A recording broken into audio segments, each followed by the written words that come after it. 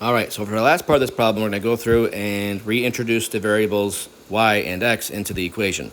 So before we do that, it's probably a good idea to take our solution from the previous video and multiply both sides by 2v plus 1 to cancel out the fractions. So if we do that, we end up with a v minus 1 is equal to cx cubed times 2v plus 1.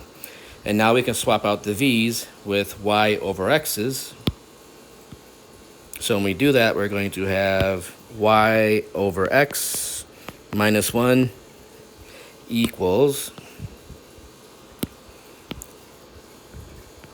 cx cubed times the quantity 2y over x plus 1.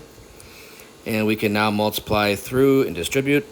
So we've got y over x minus 1 equals 2c x cubed y over x plus cx cubed.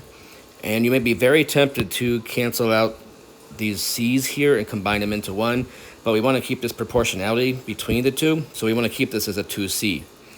So we have a y over x minus 1 equals a 2cx squared y plus cx cubed. And now if we multiply the whole thing by an x,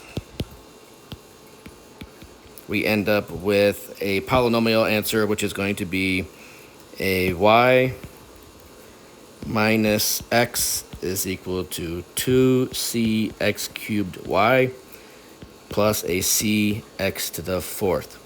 And that is the solution of our equation. I know it's a lot of work to get to a solution, but that's the only way we can actually solve such a problem.